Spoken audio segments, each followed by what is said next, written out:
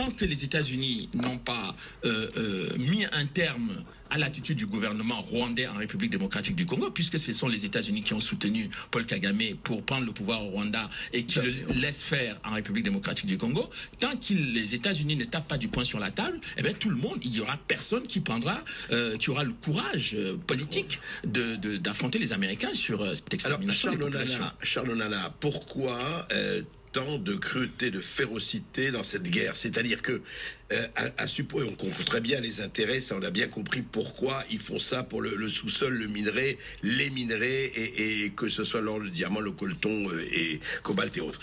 Mais pourquoi ce génocide? Pourquoi le massacre? Il faut toujours en passer par les massacres.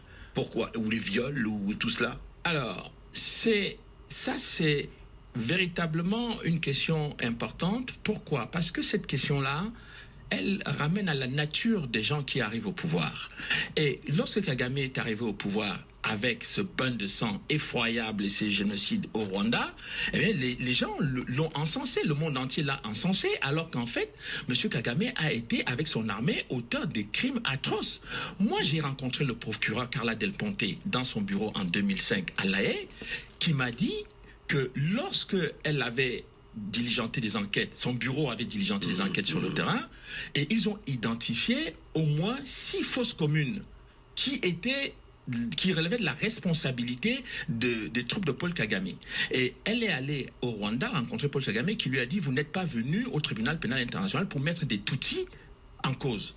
Mais Madame Del Ponte m'a dit, moi je n'étais pas venu au tribunal pénal international pour faire une justice ethnique. Et le mandat du tribunal disait tous les crimes. Donc peu importe que ce soit des crimes commis par des rebelles Tutsis ou par des Hutus, tous ces crimes devaient être examinés. Non, et là encore une fois de plus, on a vu les États-Unis intervenir pour empêcher Carla Del Ponte de mettre en cause le Front patriotique rwandais de Paul Kagame, et Madame Del Ponte a été évincée de son poste de procureur. On va continuer à en parler avec vous, Charles Onana, et justement, je voudrais reprendre la question du pouvoir, parce qu'elle est fondamentale. Comment tout pouvoir absolu, non seulement corrompt absolument, mais peut tuer absolument. Holocauste au Congo, l'omerta de la communauté internationale, c'est le dernier livre de Charles Onana. Mais pourquoi, effectivement, cette cruauté? Pourquoi un génocide? Pourquoi à chaque fois, on peut conquérir, je ne dis pas conquérir de façon humaniste, ne faisons pas de mauvaises plaisanteries, mais quand même, sans et violer les femmes, effacer les populations, etc. Oui, parce que, en fait, et c'est pour ça qu'il y a l'omerta, c'est que ceux qui ont soutenu Paul Kagame pour l'amener au pouvoir au Rwanda savaient très bien qu'il allait conquérir le Congo. Il le savait. Il le savait très bien, puisque l'opération sous Paul Hope, qui est une opération secrète que je décris dans le livre, avec les rapports de cette opération, montre très clairement que leur ambition était de renforcer Paul Kagame afin de préparer son invasion du Congo. Donc, en fait, Paul Kagame est prestataire de service, on te met au pouvoir, on te protège, mais tu vas nous prendre les minerais et compagnie du Congo. Mais oui, mais en fait, c'est plus grave que ça. C'est-à-dire que dans les rapports des services de renseignement américains, ils disaient clairement que les crimes qui ont été commis par Paul Kagame au Rwanda en 1994 ne relevaient pas d'une violation du droit international humanitaire. C'est écrit dans un rapport des services de renseignement. Donc, on découvre simplement que le but de Paul Kagame, avec cette violence extrême, à la fois au Rwanda et au Congo, c'était d'abord de faire peur à tout le monde, de montrer que toute personne qui lèverait la tête, que ce soit au Rwanda ou au Congo, sera exterminée. Et il a fait cela. Il a fait assassiner son ministre de l'Intérieur, Setseda Shonga, en Tanzanie, au Kenya.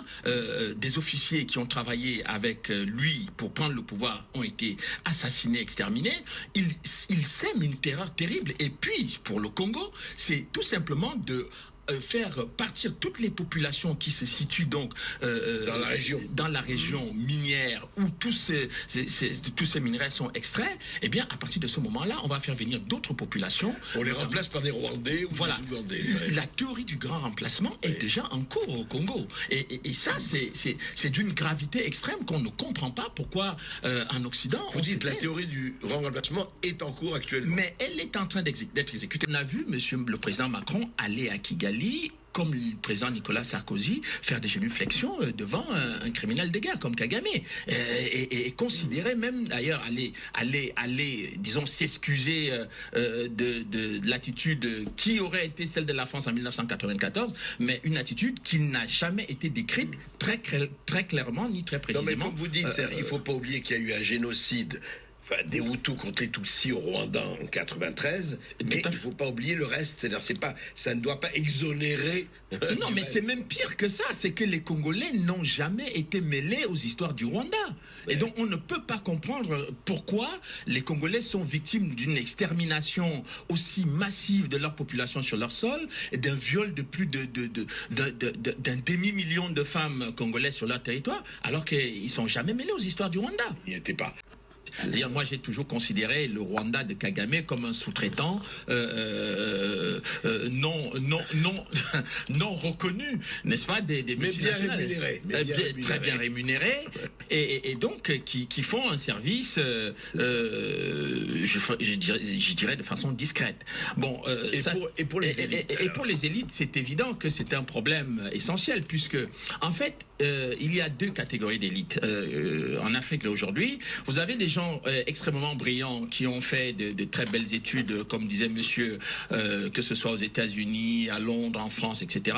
Donc ces gens, pour certains, ils sont prêts à aller servir des régimes comme ceux de Kagame et d'autres sans condition. Mais pour d'autres qui ont un minimum d'éthique, etc., sont combattus, et à la fois par ces multinationales et à la fois par les régimes en place qui considèrent que ces gens sont extrêmement dangereux parce que non seulement ils sont bien formés, sont compétents, mais surtout ils risquent de gêner le jeu de trafic et de ce mercantilisme sauvage qui est instauré un peu partout dans ce genre d'opérations schéma que nous connaissons un peu partout sous toutes les latitudes, mais effectivement c'est un vrai problème, mais Philippe a eu raison de le souligner. On accueille Timothée de Seine-et-Marne. Bonjour Timothée. Bonjour Timothée.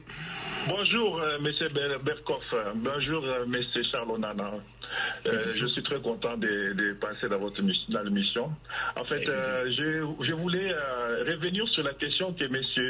Berkoff avait posée tout à l'heure à M. Charles Onana concernant la cruauté que les régimes de Paul Kagame utilisent, que ce soit chez lui ou surtout à l'est du Congo, pour tuer les gens. Parce que pourquoi il ne peut pas extraire les minéraux, piller les minéraux sans cette cruauté? Les femmes éventrées, les femmes violées, les morts tous les jours.